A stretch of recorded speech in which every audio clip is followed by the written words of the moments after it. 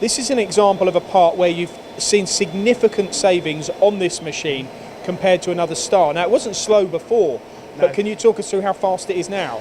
Well, we've took it down from 1 minute 27 on one of our 7-axis SR32Js down to 62 seconds on the SW20.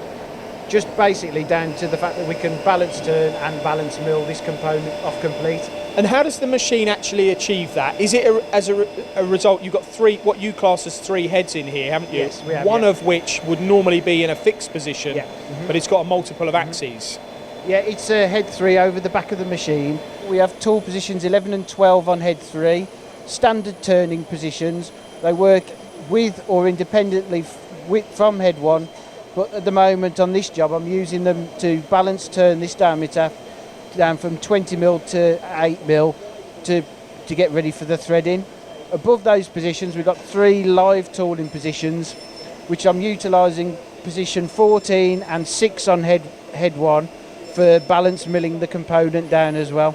And above those we've got the 4 standard drilling arm tools which you see on most sliding head lathes, which can work on head 1 and head 2.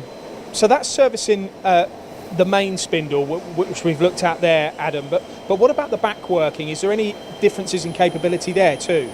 Well, this machine's got double the capability of all our other Star machines, where they've only got 4 tools on the back, but this has got 8, and you access all the 8 tools by using the Y2 axis.